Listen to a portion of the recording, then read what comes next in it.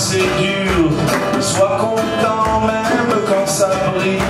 Sois content dans chaque instant. Sois content, c'est la clé. Sois content.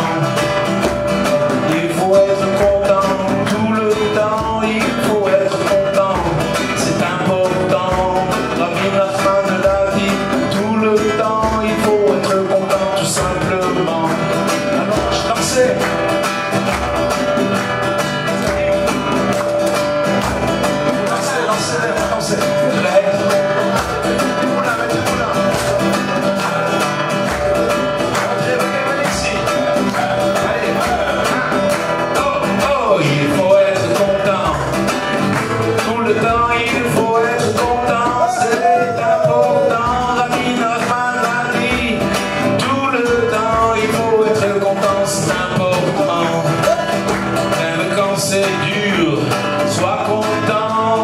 Quand ça brille, sois content dans chaque instant. Sois content, c'est la clé. Sois content. Il faut être content tout le temps. Il faut être content. Oh, c'est important. La vie, la fin de la vie. Tout le temps, il faut être content tout le temps.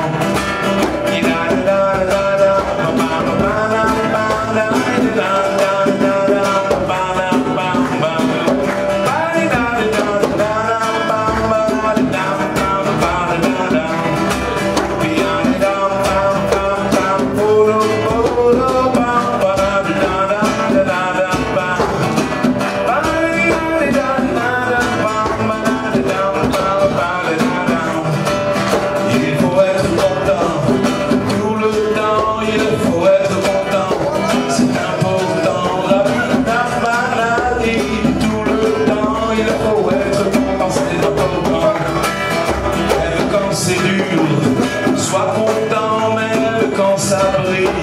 Sois content dans chaque instant. Sois content, c'est la clé. Sois content. Il faut être content tout le temps. Il faut être content, c'est important. La vie, la fin de la vie, tout le temps. Il faut être content tout simplement. Avec un sourire ou avec un chant, chaque pas devant plus grand, dans la joie. Sois content tout le temps, tout le temps, tout le temps.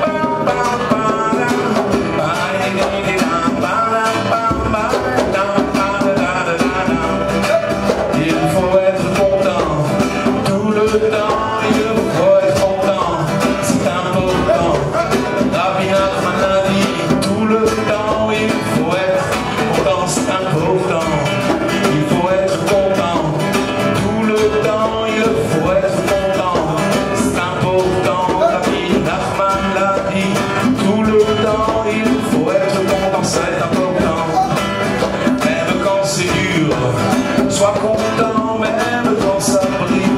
Sois content dans chaque instant. Sois content, c'est la clé. Sois content. Il faut être content tout le temps. Il faut être content, c'est important. La vie, la fin de la vie, tout le temps. Il faut être content tout simplement.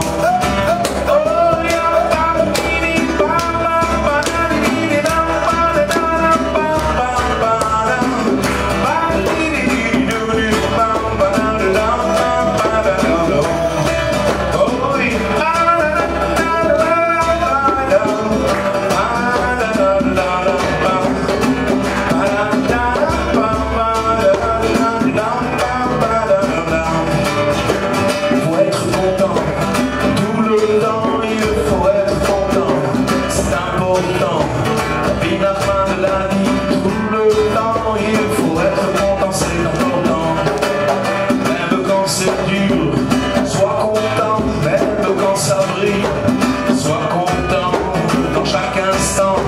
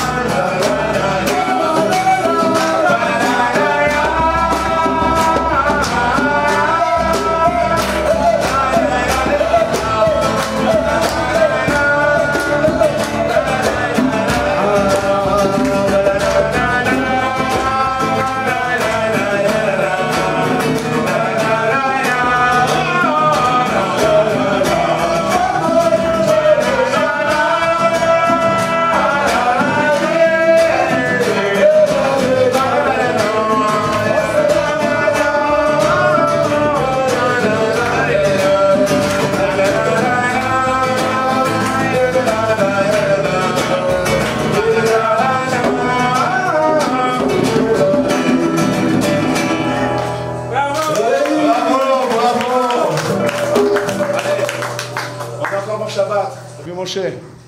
On continue Shabbat. C'est Shirim de Shabbat, dans toute la semaine. Jusqu'à qu'on arrive au Shabbat éternel. Les Shabbats éternels. Un jour, quand on va arriver, ça va arriver un Shabbat qui se finira jamais. En fait, qu'est-ce qu'il a fait Dieu? Il a créé le monde. Et le premier homme, qu'est-ce qu'il a fait? Quand il a créé le monde, d'abord il a créé l'homme le 6e jour, juste avant l'entrée de Shabbat. Et qu'est-ce qu'il a fait? Il a vu que l'homme il était seul, il a dit, c'est pas bien qu'un homme il soit seul. Alors il a pris une côte de l'homme, et avec ça il a fait la femme. Maintenant quand il a fait la femme, qu'est-ce qui s'est passé? Dieu l'a mis dans un paradis. C'est un paradis inférieur, pas le paradis supérieur. Dans ce paradis-là, il y avait plusieurs arbres. L'arbre de l'amour, l'arbre de la crainte. C'est-à-dire que quand quelqu'un prenait un fruit de l'arbre de l'amour, il avait l'amour d'Hachem, l'amour de Dieu. Quand il prenait un arbre de la crainte, il avait la crainte de Dieu. Et au milieu de tous ces arbres-là, il y en avait un qui était le fruit de la connaissance du bien et du mal. Et ça, il a dit, celui-là, tu n'as pas le droit de manger. Le jour où tu vas en manger, tu vas mourir. Il a dit d'accord. Comme il a eu tellement peur, il est parti voir sa femme. Il a dit à sa femme, regarde, Chava. Chava, c'était la femme de Adam. Il lui a dit, regarde Chava, Dieu il nous a interdit de toucher et de manger l'arbre. C'est-à-dire, qu'est-ce qu'il a fait? Il a rajouté sur ce que Dieu il a dit. Il a rajouté un commandement de Dieu. Il n'a pas dit de ne pas toucher, il a dit de ne pas manger. Il est parti voir sa femme, il dit attention, hein, tu touches pas. Comme ça, il était sûr qu'il ne se passe rien. Ok. Donc c'est fini. Qu'est-ce qui s'est passé? Il y a le serpent qui est arrivé. Sachez les amis que le serpent, c'est pas comme aujourd'hui. Comme on voit un serpent aujourd'hui, c'est après la bénédiction qu'il a reçue de Dieu. Il lui a dit tu vas ramper, tu vas manger la poussière. Mais avant ça, c'était un être exceptionnel, qui savait parler, qui avait de la prestance, il avait beaucoup de charisme. Et donc, il est parti voir Chava, c'est marqué dans la Torah, il a commencé à dire à Chava, tu sais pourquoi Dieu ne veut pas que tu manges de cet arbre? Parce que le jour où tu vas en manger, tu vas devenir comme lui. Tu vas pouvoir faire des monts, tu vas pouvoir faire des choses exceptionnelles. Tu vas pouvoir tout faire. Donc il ne veut pas de concurrence, donc il ne veut pas que tu manges. Alors Chava, elle n'a pas cru. Et elle n'a pas cru à ça. Qu'est-ce qu'il a fait le serpent? Il a poussé Chava contre l'arbre. Et elle a touché l'arbre. Il dit, tu vois bien? Tu vois bien qu'on t'a menti. On t'a dit de ne pas toucher, regarde, t'es encore vivante. Donc c'est pas vrai ce qu'il a raconté. Il a commencé à faire elle a parlé contre Dieu. Donc comme elle a vu qu'elle n'est pas morte en touchant l'arbre, elle a pris le fruit et elle l'a mangé. À partir de ce moment-là, elle a commencé à devenir folle. Parce qu'elle a compris qu'il se passait quelque chose. Elle a commencé. C'était des êtres exceptionnels. C'est marqué que Adam Arishon, il était plus grand que la tour Eiffel. C'était un être lumineux. Il avait de la lumière. Tous les amis le voyaient, ils se prosternaient devant lui tellement il était lumineux. Dès que la femme elle a vu ça, qu'elle était dans cette situation, elle est partie voir son mari. Elle a dit, il faut que tu manges toi aussi. Tu ne peux pas me laisser comme ça, il faut que tu manges. Et il a mangé de ce fruit. Et à partir de ce moment-là, c'est marqué dans la Torah que Dieu, il les a chassés du paradis, de ce paradis inférieur. Il a mis là-bas 2 anges, des 2 gardiens, et ils ne pouvaient plus maintenant. Et imaginez-vous que toute cette histoire se passe juste avant la rentrée de Shabbat. Maintenant, l'homme, il est né vendredi. Il n'avait jamais vu la nuit. Et il a vu la nuit tomber, il a cru que c'était la fin du monde. Il a cru qu'il allait mourir. Et à part ça, à partir de ce moment-là, Dieu, il a pris sa femme, il a été séparé pendant 130 ans de sa femme. Pendant 130 ans, il n'était plus avec sa femme. Et donc, alors pourquoi je dis tout ça? Parce qu'en vérité, c'est marqué dans notre tradition, dans les livres, que s'il avait attendu un tout petit peu, Adam Arishon, c'était quelques heures avant Shabbat, c'est marqué qu'il serait rentré dans le Shabbat et il aurait fait Kiddush avec le fruit interdit. Et qu'en sanctifiant ce fruit-là, il serait monté dans le paradis supérieur. Et tout le monde, il aurait été réparé, c'était fini. À cause de ça, le monde, il est tombé dans la matérialité. Adam Arishon, c'est un être lumineux, c'est devenu quelqu'un de physique, il est tombé très très très bas. Mais pendant ces 130 ans, Rabbi Nathan, il dit dans le Kut Halachot qu'il ne s'est pas découragé. Il tombait, il se relevait, il tombait, il se relevait.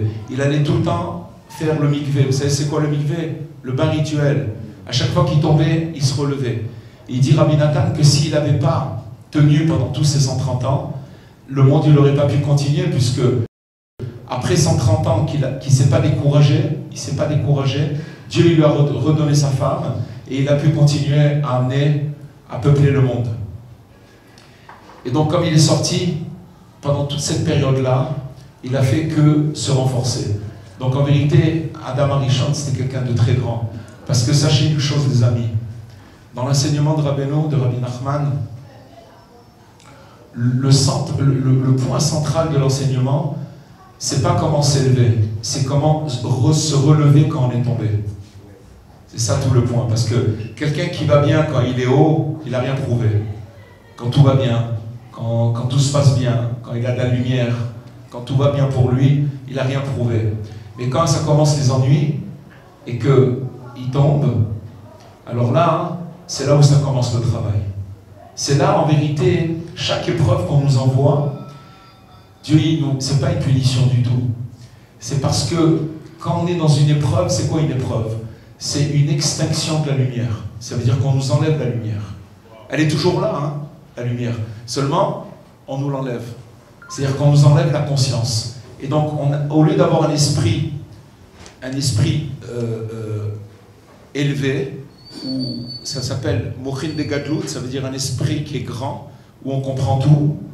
Et des fois on comprend tout, on arrive à comprendre, on comprend les situations.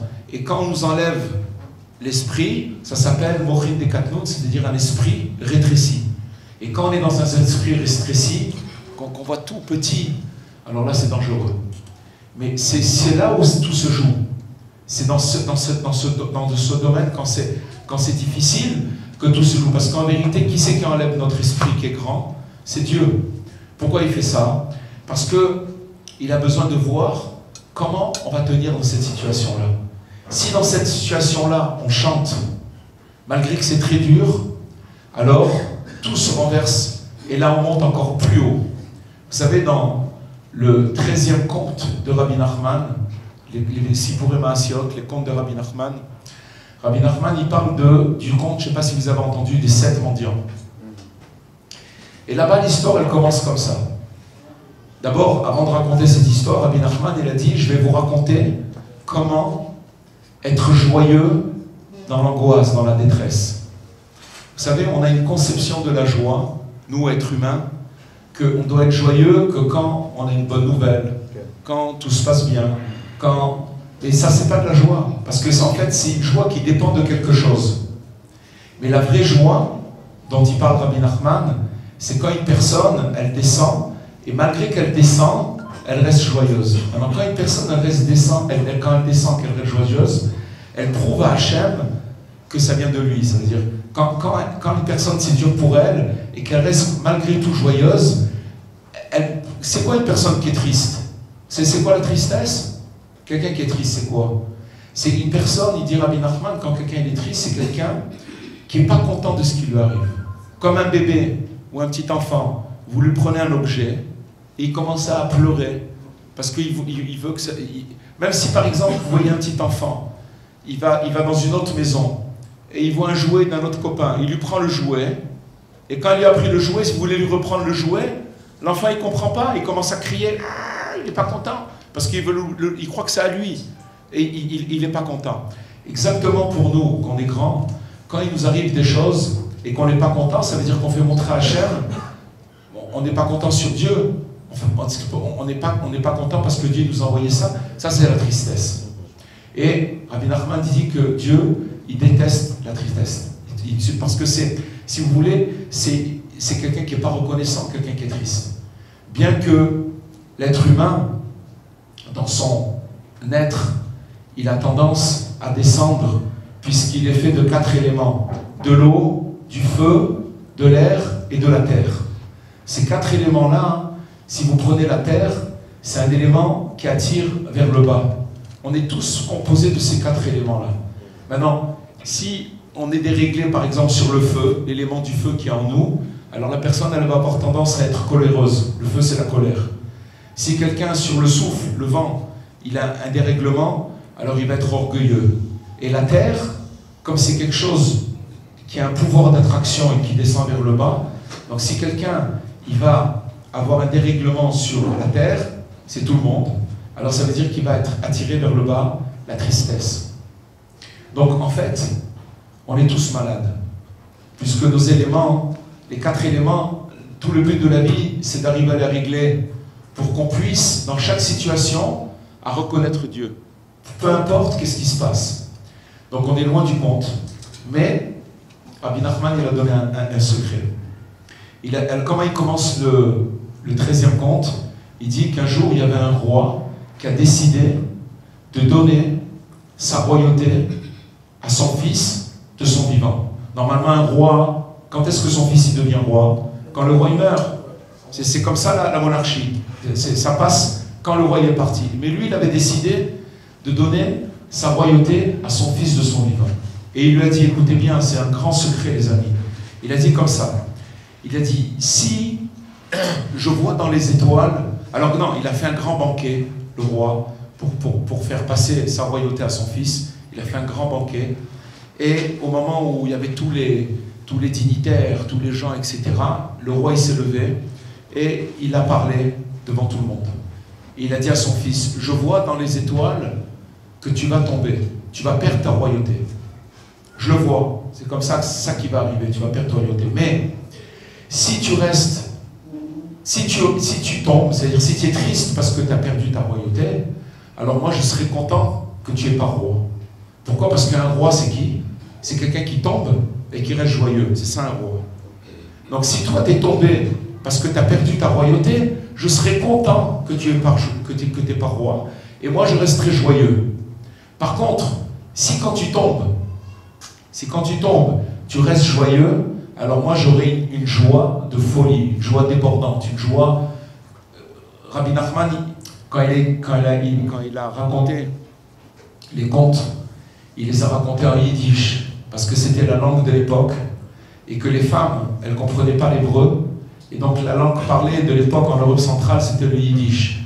Donc quand il a raconté tous les contes, c'était en yiddish. Et Rabbi Nathan, qu'est-ce qu'il a fait? Il a traduit du yiddish en hébreu. Donc la traduction qu'on voit des contes, c'est celle de Rabbi Nathan. Mais si on voit à l'intérieur comment Rabbi Nachman il les a expliqués en yiddish, on voit que dans ce passage, quand il dit, quand tu vas tomber, si tu restes joyeux, moi je serai dans une joie extraordinaire, c'est plus qu'une joie, c'est une joie comme un fou qui commence à faire le fou, il est tellement joyeux qu'on dit celui-là c'est un fou. Et il a dépassé, ou il a pris quelque chose, mais c'est cette joie-là. Alors il a dit, si tu arrives à être joyeux, malgré que tu es tombé, moi je serai dans une joie extraordinaire. Maintenant, vous comprenez tout ce que je dis, les amis? C'est clair? Ok, parce que des fois je me dis, peut-être c'est pas clair. Alors après, ça c'est la première partie de l'histoire. Après, Rabbi Nachman, ça rentre dans une histoire dans une histoire de petits enfants, un garçon et une fille qui se sont perdus dans la forêt et ils n'ont plus retrouvé leur chemin. Et à ce moment-là, ils ont commencé à pleurer dans la forêt, ils étaient perdus, des petits enfants de 4-5 ans. Et il y a un mendiant, donc il y a eu 7 mendiants. Il y a un mendiant qui était aveugle, qui est venu leur voir, leur donner un morceau de pain et leur dire, je vous souhaite d'être comme moi. Aveugle, on souhaite à quelqu'un d'être aveugle, non. Rabbi Nachman il explique qu'en vérité il était aveugle de voir toutes les bêtises qu'il y a dans le monde. Il était attaché que de voir la divinité. Et il ne voyait pas la petitesse qu'il y avait dans ce monde. Après il y a un deuxième mendiant qui est venu, il n'avait pas de main. Un autre qui était bossu, un autre qui avait le cou tordu. Jusqu'à le 7e mendiant, que ce mendiant-là il n'avait pas de jambes. À la fin, je ne vais pas vous raconter l'histoire parce qu'elle est très longue, mais si Dieu veut, je vous conseille d'aller la voir dans les contes de Rabbi Nachman, Rabbi Moshe, Bezrat Hashem. Quand je rentrerai, je vous enverrai, si Dieu veut, les contes de Rabbi Nachman en français. Comme ça, il y en aura ici, faire des envois de livres pour que les gens... C'est très important, les contes de Rabbi Nachman. Et donc, Rabbi Nachman, qu'est-ce qu'il dit à la fin? Il parle du 7e mendiant. Et il dit dans les commentaires, tous les élèves de Rabbi Nachman disent que dans ses commentaires, que le 7e mendiant, c'est le plus élevé. En vérité, c'est qui? C'est le Mashiach. Seulement le Mashiach, il n'a pas de pied. Il n'a pas de pied. Pourquoi il n'est pas là maintenant? On attend qu'il vienne nous délivrer, mais il n'a pas de pied, il ne peut pas venir. Comment on va faire? Alors, il y a un des élèves de Rabbi Nachman qui fait le parallèle entre celui qui a perdu sa royauté, d'accord, et qui est resté joyeux, c'est nous. Alors, on va tout remettre en place maintenant, écoutez bien. Qui c'est Dieu? Qui c'est le roi? Le roi, c'est Dieu. Il a décidé de donner sa royauté de son vivant. C'est nous. On a l'impression qu'on est roi de nous-mêmes, qu'on peut faire ce qu'on veut. On peut aller à droite, on peut aller à gauche, mais on voit des fois, on prévoit une journée, et on se lève le matin, et on voit tac, tac. En vérité, on croit qu'on fait des choses, mais en fait, c'est pas nous qu'on conduit, c'est Dieu qui conduit. Une fois, il y avait un rave, il s'est retrouvé dans un taxi. Et à côté du chauffeur, il y avait un garçon. Et le garçon, il était autiste, un peu comme ça, il était un peu retardé. Et il lui avait mis un petit volant en bois. Et quand le père, il tournait le volant, alors comment il s'appelle, l'enfant, il tournait. Il avait l'impression que c'était lui qui conduisait. Il était dans un film. Il faisait comme ça et tout. Alors le rabbin était derrière, il a dit, ah, maintenant j'ai compris. Nous, en vérité, Hachem, il nous donne un volant. Et on croit que c'est nous qu'on conduit, mais c'est pas nous qu'on conduit. C'est Hachem qui conduit. Alors maintenant, qu'est-ce que ça veut dire? Ça veut dire qu'en vérité, Hachem, il nous a donné une royauté, un pouvoir. Le pouvoir, c'est la royauté. C'est-à-dire qu'on croit qu'on peut faire ce qu'on veut. On croit qu'on décide de faire ce qu'on veut. Et puis, on a certaines choses dans la tête, si vous voulez, où on s'est donné des limites. On ne va pas faire ci, on ne va pas faire ça. Ce qui s'appelle la raison. Mais, qu'est-ce qui se passe? Des fois, Hachem, on a envie de faire du bien, et boum, on se casse la figure. Ça ne marche pas. C'est comme dans l'histoire.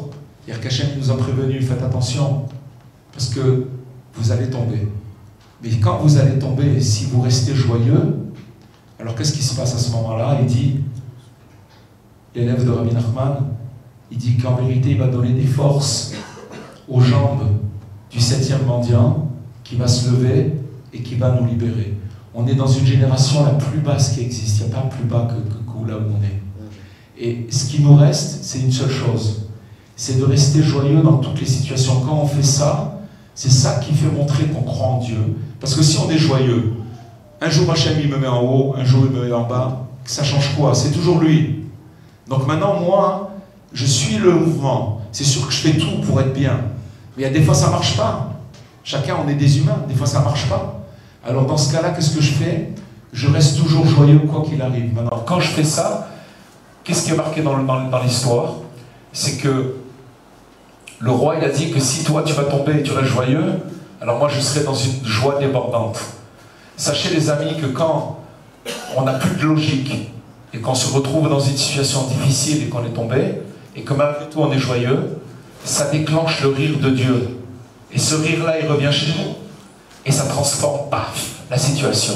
En une seconde, on peut se retrouver du plus bas, dans la boue, qu'on peut être dans la boue, et remonter le plus haut possible. Vous comprenez ce que ça veut dire? Voilà les amis. Alors, on va faire un petit chant pour continuer. On va parler de...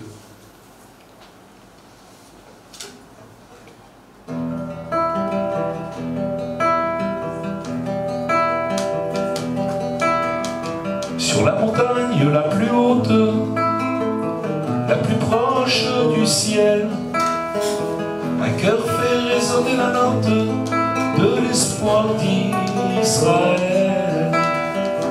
Pour revenir vers notre terre, il faut la mériter. Elle appartient à notre Père de toute éternité.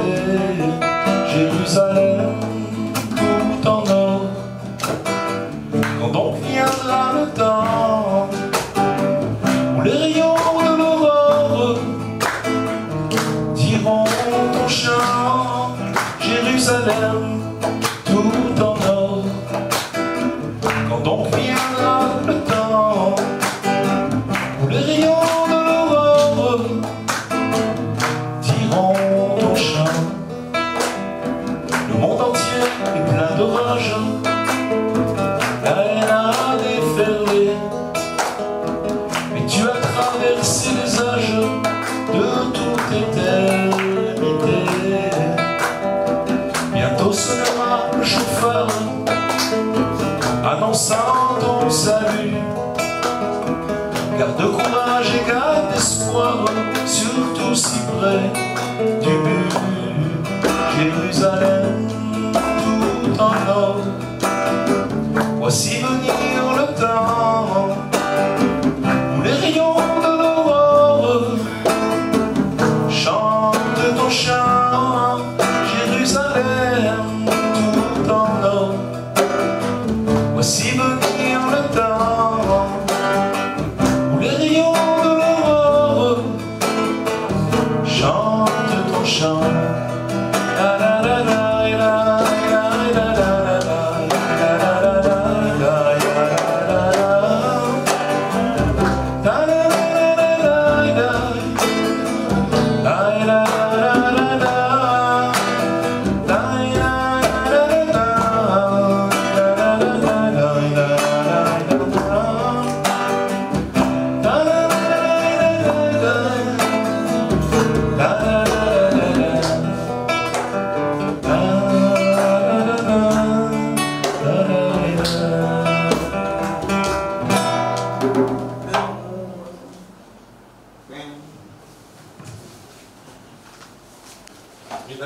Ça veut dire que bon, Hachem, j'ai tellement chanté Shabbat que je me suis réveillé déjà hier soir, j'avais la gorge, mais bon, Hachem, il faut chanter et encore chanter. Alors.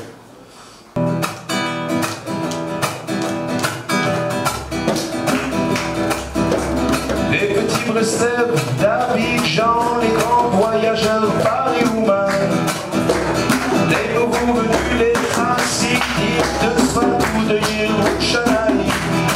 Bonjour les amis, le soleil se lève, on va tous démarrer dans la joie. Toi pour toi et à moi pour toi. Bonjour les amis, bonjour les Rabbi Nachman a dit il y a 200 ans, pour mentir et chanter tout le temps. Voici un couplet bien entraînant, fait danser le cœur sous les gens. Bonjour les amis, le soleil se lève, on va tous démarrer dans la joie. Toi pour toi et moi pour toi. Bonjour les amis, bonjour les c'est un fleuve ou bien un torrent qui nous nettoie de toutes nos tâches. Il ne voit en nous que le grand esprit divin qui en nous se cache. Bonjour les amis, le soleil se lève, on va tous démarrer dans la joie. Toi pour toi et à moi pour toi. Bonjour les amis, bonjour les sœurs. Si vous avez capté le message, rien ne vous retiendra de crier. Sur les toits des villes, des villages, moi j'ai pu encore espérer. Bonjour les amis, le soleil se lève. Bonjour les amis, bonjour les sœurs. Sur son âne blanc, le Messie nous a entendus. Le voici. Alors tout le monde ensemble.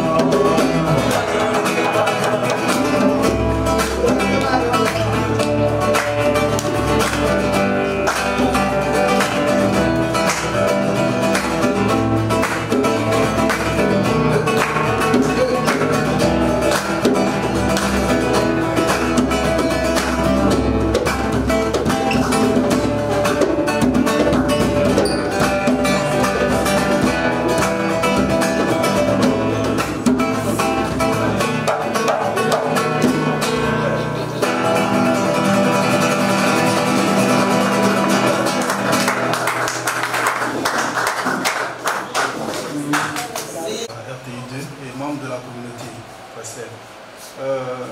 Rav, de la religion d'où je viens, le christianisme, il y a un des facteurs qui encourage le désespoir, c'est la perception de Satan en permanence. Voilà. Tout le temps, on est là à chasser le démon, tout et tout.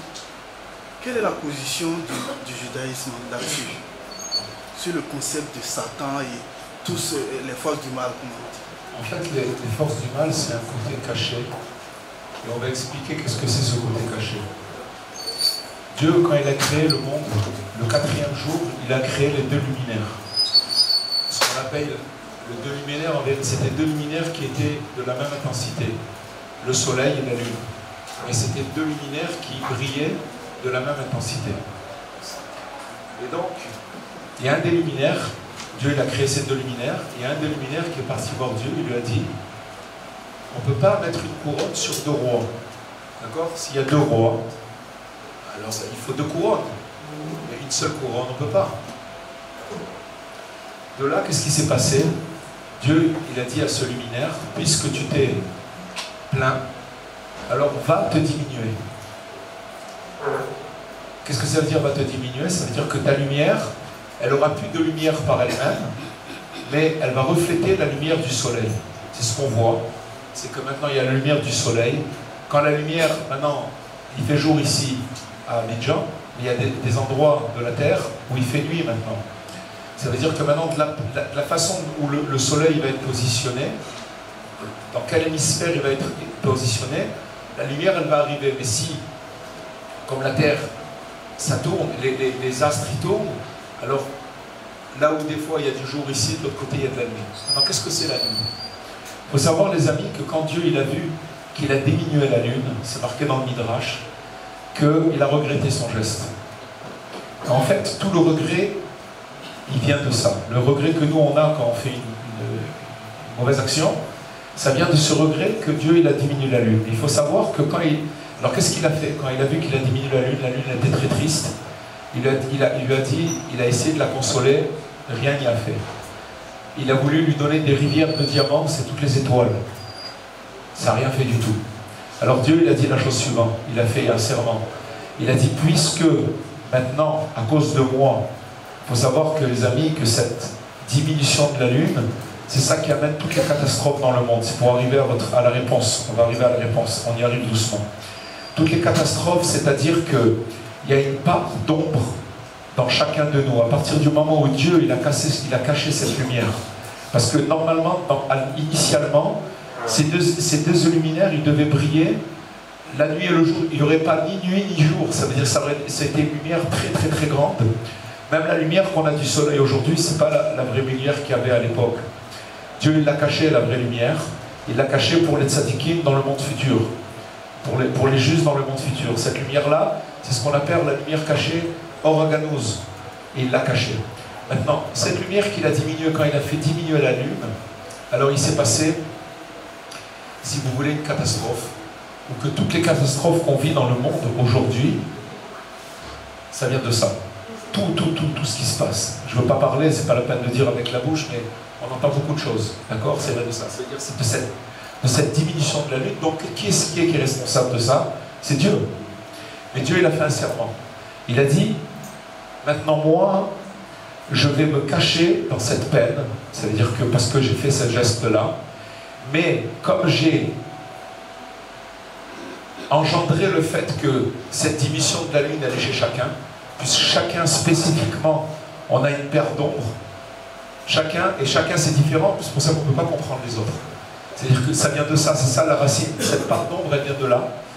Mais que Dieu, il s'est mis dans ce problème-là, et il est là-bas, et il nous demande, tant que vous ne me libérez pas de ce problème, je ne peux rien faire. Ça veut dire quoi? C'est un courage extraordinaire, c'est une renaissance qu'on est en train de dire, c'est un secret magnifique. C'est que ça veut dire qu'en vérité, le problème de chacun de nous, spécifiquement, ce n'est pas le problème d'une communauté ou le problème de l'humanité. Il y a aussi un problème général, mais chacun il vit un problème spécifique à lui par rapport à son âme. Une âme, c'est quelque chose d'unique. Une âme, elle a une couleur, elle a une note, c'est marqué que à l'époque du Talmud, les grands sages du Talmud, ils avaient la possibilité, quand une personne, elle mourait, de la faire revivre. Comment elle faisait ça? Parce que quand une âme, elle sort du corps, elle commence à... Il y a un chant qui sort en même temps. Maintenant, si on connaît ce chant-là, comme les sages du Talmud, ils étaient capables de le remettre, puisqu'ils connaissaient le chant, en rechantant cette mélodie, l'âme, elle pouvait revenir dans le corps. Donc ça veut dire qu'une âme, c'est quelque chose de spécifique, c'est qu'il y a une couleur, et il n'y a pas une âme qui ressemble à une autre.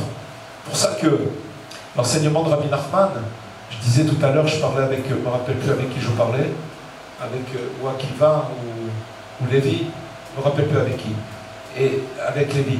Et je lui disais que l'attachement au tzaddik, Rabbi Nachman, c'est quelque chose où il faut savoir qu'à partir du moment où vous vous référez et vous essayez d'accomplir les conseils de Rabbi Nachman, chacun à son degré, il faut savoir que c'est fini, il y a un lien, que ce lien il est spécifique, c'est pas un lien que... C'est-à-dire que Rabbi Nachman, chacun on a un langage spécifique.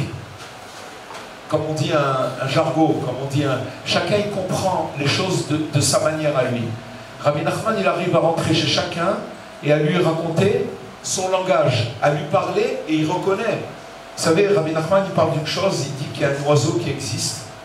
Cet oiseau-là, qu'est-ce qu'il fait? Écoutez bien, c'est très très fort. Il vient, il pond ses œufs dans des nids d'oiseaux différents, pas de la même espèce. Alors il va dans tel nid, il va dans un autre, il va dans un truc. Ok. Maintenant, il y a plusieurs œufs, à part ces œufs-là, il y a d'autres œufs, des nids d'une autre mère. Donc il y a les œufs de la maman, plus un œuf qui a été pondu par cet oiseau et qu'il a laissé comme ça dans un nid. À un moment, quand les poussins ils commencent à éclore, la maman, elle repasse là où elle est passée, elle commence à chanter une chanson. Elle siffle. Elle fait un truc. Et les enfants, bien qu'ils soient nés dans ce nid-là, et qu'ils ne connaissent pas leur mère, mais à l'intérieur, dans leur âme, ils reconnaissent la mélodie. Et tac, ils se lèvent et ils suivent la maman. Sachez ce qui se passe ici. Pourquoi Rabbi Nachman pourquoi Rabbi Nachman c'est quelque chose de très très très grand et très très fort? C'est qu'en vérité, pourquoi vous êtes attiré par Rabbi Nachman? Parce qu'en fait, dans votre âme intérieure, vous reconnaissez quelque chose que vous... Il y a quelque chose qui me rappelle, on ne sait pas c'est quoi, mais il y a quelque chose qui vibre et que je reconnais. Et ça, c'est chacun spécifiquement. Donc pour revenir à ce qu'on disait tout à l'heure, cette dimension de la lune, Dieu il s'est caché dans chacun, dans la part de l'ombre qu'on a chacun en nous, et qui vient de cette dimension de la lune. Seulement Hachem, il attend que nous-mêmes, on le libère de cette part d'ombre. C'est-à-dire chez chacun de nous ici, Dieu, il est à l'intérieur de notre cœur. Et il est emprisonné là-bas parce qu'il ne peut pas, il a fait un serment. Il ne peut pas se libérer de là-bas. Donc maintenant, vous parlez tout à l'heure du Satan, il faut dire que c'est en fait une face cachée qui n'est pas illuminée. Mais que Dieu il est là-bas encore plus que dans la face révélée. C'est ça qu'il faut savoir. Il est encore plus là-bas et qu'il nous a prévenu, voilà je suis là-bas. Rabbi Nachman, quand il parle, le désespoir n'existe pas, il faut savoir les amis que ce n'est pas juste une phrase. Parce que si c'était juste une phrase, il n'y a pas besoin d'écrire 400 leçons de l'écouter Moran. Vous avez qu'à prendre le désespoir n'existe pas, vous le collez sur le mur, et puis vous vous levez le matin, ah le désespoir n'existe pas. Mais ça ne marche pas comme ça. Parce que on voit qu'on passe chacun de nous, même en le sachant, il y a des moments où on descend, ça ne peut pas. Mais seulement, je vais vous dire pourquoi ça marche, et pourquoi Rabbi Nachman, il peut lui le dire, c'est le seul homme qui peut le dire.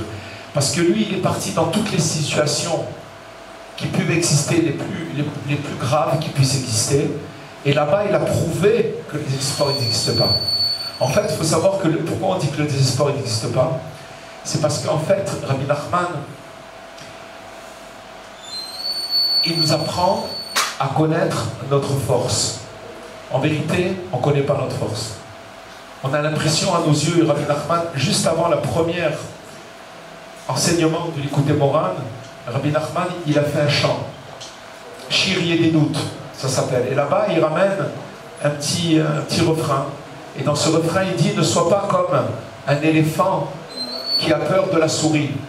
Un éléphant, quand il voit une souris, il a très peur, alors que s'il fait juste apchit, il envoie la souris à 3 km, ou il peut l'écraser en 2 minutes. Seulement, l'éléphant, il a un problème d'optique, c'est qu'il voit la souris très grande, et il a peur que la souris lui fasse quelque chose. Ça veut dire qu'en vérité, le problème, c'est qu'on ne connaît pas notre force. Et tout le travail de Rabbi Nachman, tout son message, c'est d'amener la personne dans des situations qui peuvent être périlleuses, mais d'être avec lui là-bas. Et pour ça, je vais vous donner un exemple. Est-ce que vous savez ce que c'est un scaphandrier? Vous savez ce que c'est un scaphandrier? C'était à l'époque, il n'y avait pas à l'époque des bouteilles d'oxygène pour descendre dans la mer. Alors ils mettaient quelqu'un avec un habit en fer qui était...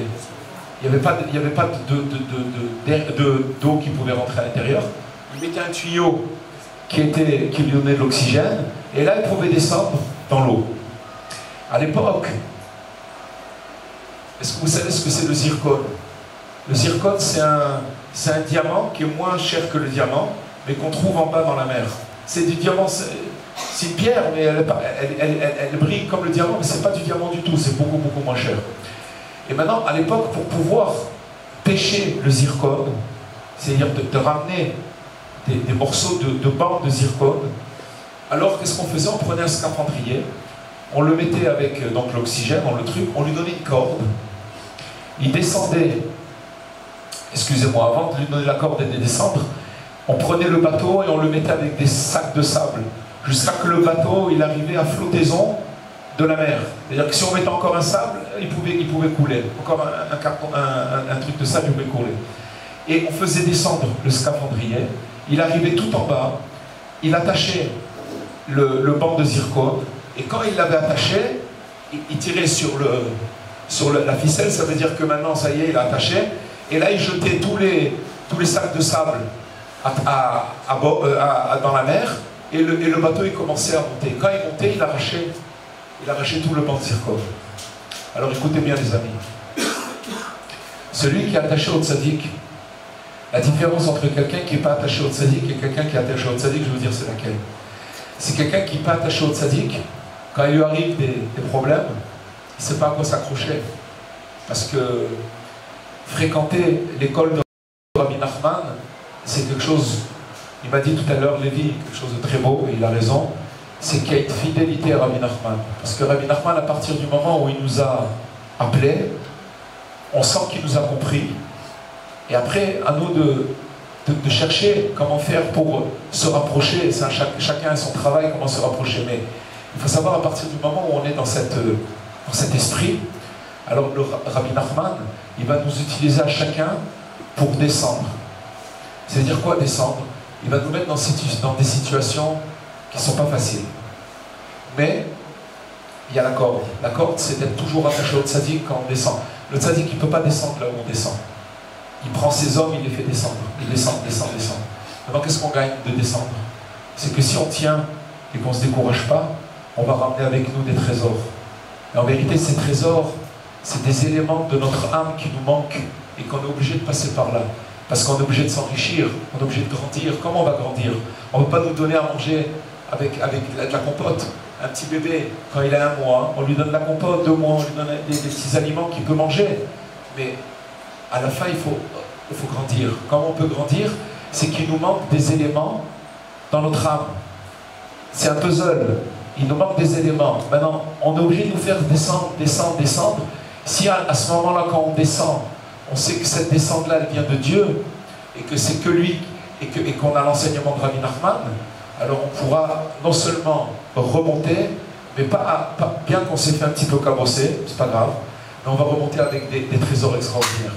Donc, quand on parle du Satan, toutes ces choses-là, si vous voulez, il faut le voir sous cet angle, comme Rabbi Nachman nous l'explique. Ça veut dire qu'il y a un ternissement qui vient du ternissement de la Lune, et que c'est chez chacun que ça s'est répercuté. Chaque humain, il a ce problème-là. Une zone d'ombre, que pourquoi on est venu sur Terre pour la réparer. Et celle de mon ami, c'est pas la même que la mienne, parce que chacun est spécifique. Mais quand on connaît ce secret, et bien sûr d'étudier et de répéter, parce que des fois on dit, mais dès qu'on se retrouve dans l'épreuve, tac, on a oublié, mais c'est pas grave, on recommence. Tout le principe de Rabbi Nachman, C'est, une fois il y a quelqu'un qui a vu un chassid Breslev qui est tombé dans la boue. Alors il lui a dit, il est tombé. Il a dit, t'es tombé dans la boue parce que t'es Breslev. Alors t'es tombé, comme ça il lui a dit. Alors l'autre il lui a répondu, si je suis tombé dans la boue, c'est pas parce que je suis Breslev, c'est parce que je suis un humain. Et si j'arrive à me relever, c'est parce que j'ai Rabbi Nachman. Rabbi Nachman, il me permet de me relever. Les gens, ils ne veulent pas entendre parler des chutes. Parce que quand on parle des chutes, c'est quelque chose de négatif. Mais ce n'est pas négatif. Vous savez, tous les 400 enseignements qu'il y a dans l'Écoute Moran, c'est 400 façons comment apprendre que le désespoir n'existe pas. C'est comme des arts martiaux. Il y a plusieurs sortes de désespoir. Le désespoir, c'est pas seulement d'être dans un coin et dire je suis pas content. C'est pas ça. C'est pas que ça. Il peut y avoir un désespoir même joyeux. Qu'une personne, soi-disant elle est joyeuse, elle fait toutes les bêtises du monde et elle est contente de ça. Ça aussi c'est une forme de désespoir. Ou la capitulation c'est un désespoir. Il y en a des milliers de formes de désespoir. Rabbi Nachman, il nous apprend tous les désespoirs qui existent sur Terre et il nous demande d'étudier son livre pour apprendre toutes ces formes de désespoir pour qu'après, alors quand on va se retrouver dans la situation, si on se rappelle, si on prie là-dessus, alors on aura les forces et on verra. Et ça c'est une spécificité, quelque chose d'extraordinaire. Rabbi Nachman ne veut pas nous rendre dépendants. Il veut que chacun, on arrive à s'en sortir par nos propres moyens, par notre travail. Parce que de venir faire des beaux discours et que les gens ils s'élèvent, c'est pas ça.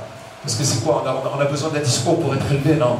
On a besoin de la force du tzaddik qui nous apprend dans ses livres, dans ses conseils. Tout ce qu'on dit, c'est des conseils. Il faut revenir dessus, il faut les écouter, il faut réécouter, écouter sans arrêt, être ensemble, parler de Rabbi Nachman, et sa présence, elle est là. Sa présence, elle est là. Même si on perd l'équilibre, ça fait partie du processus, il ne faut pas avoir peur. J'espère que j'ai répondu à votre question. Ouais. Non? Non, ça va, ça va. Vous me dites ça va, ça veut dire que c'est pas... Vous êtes pas convaincu. Vous avez parlé du Satan. Oui. Je vous ai donné une autre image de ce que ça veut dire le Satan. C'est ce côté obscur, de la diminution de la lune. Mais que Dieu l'ait caché là-bas, il a fait le serment qu'il ne peut pas être libéré parce que c'est lui-même qui a fait ça. Il a regretté. Maintenant, ce regret, du fait de regretter d'avoir diminué la lune, c'est ça qui nous permet de nous regretter. Sinon, le regret n'existerait pas dans le monde. Vous comprenez? À développer. C'est une invitation à grandir. C'est une invitation à grandir. C'est pas juste des paroles qu'on dit. Une opportunité. Hachem nous y attend. Parce que maintenant, à ce moment-là, ça veut dire qu'on est prêt à pouvoir... D'abord, il faut savoir que Dieu, il connaît exactement notre âme, notre condition, notre force. Il n'enverra jamais une situation, une épreuve qui va être plus forte que notre possibilité de t'en sortir. Seulement, ça prend du temps à comprendre ça. Ça prend du temps. Ça prend du temps et bien des fois des claques, boum. Alors, vous savez, Rabbi Nathan, il le dit. Dans la vie, c'est pas moi, hein. Tout ce que je dis, il n'y a pas un mot de moi. C'est que des enseignements de Rabbeinu ou de Rabbi Nathan. Rabbi Nathan, il dit que dans une vie, on est plus en retrait qu'en montée. Comme ça. Ça veut dire que on nous demande de travailler dans ce monde. Il y a un travail à faire. Mais avec les enseignements de Rabbi Nachman, c'est possible. Et quand on parlait tout à l'heure du monde, que le premier homme, il a fauté, et donc il a abîmé le monde. Mais on a une tradition dans Breslev qui dit que le monde, comme il était avant, il n'avait pas été touché avant que l'homme mange le fruit de la connaissance du bien et du mal. Mais comme le monde, il va être après, qui va être réparé par Rabbi Nachman, il va être encore plus beau qu'avant qu'il a été abîmé. C'est ça la grandeur. Donc voilà, on a, vous savez, notre seul espoir, c'est une chose, c'est qu'il y a des tzadikim, il y a des justes qui ont eu accès sur une fenêtre de l'au-delà et du futur, où ils nous ont dit que ça va s'arranger. Il faut croire aux justes. Il ne faut pas croire à la radio, il ne faut pas croire à la communication, il ne faut pas croire à toutes ces choses-là, il faut croire aux justes, ceux qui nous branchent là-bas, et celui qui croit aux justes, il a gagné dans ce monde. Voilà les amis. Merci infiniment. Autre intervention? Donc, alors j'ai écouté vos enseignements tout à l'heure et je pense que j'ai l'impression d'avoir déjà entendu cette histoire sur l'origine du monde. Donc, la première question qui me vient à l'esprit, c'est de savoir quelle est la différence entre vous, les chrétiens qui sont dans les églises évangéliques, et les musulmans. Quelle différence vous avez? Christ, c'était un hébreu. On est d'accord là-dessus. Personne qui conteste ça. Maintenant, la vraie vérité, c'est que il avait un potentiel très très très grand, immensément grand, mais ça n'a pas marché. Ça veut dire que sa vision, la chose, comment il l'a perçue, c'est que il a amené une vision où c'était la divinité de l'homme. Et dans la tradition juive, à l'origine, puisque c'est la première tradition, c'est quelque chose qui n'est pas concevable. Dans la mesure où on croit en Dieu, et le tzaddik, qui est le juste, il nous donne seulement, c'est un passeur. Mais on ne le vénère pas, c'est-à-dire on le respecte pour nous faire passer, si vous voulez, la parole de Dieu, mais sans le tzaddik, on ne peut pas comprendre, c'est le mode d'emploi en fait. Sans le mode d'emploi. Alors ce qui s'est passé, et il y a eu une déviation. Une déviation dans la mesure où, si vous voulez, il y a un moment où ça s'est transformé comme une divinité. Et je ne vais pas commencer à... Je ne suis pas là pour parler d'aucune religion, on n'est pas là pour ça, on est là pour encourager. Mais c'est pas concevable. C'est pas concevable. Les musulmans, eux, ils ont aussi monothéistes, ils sont aussi monothéistes.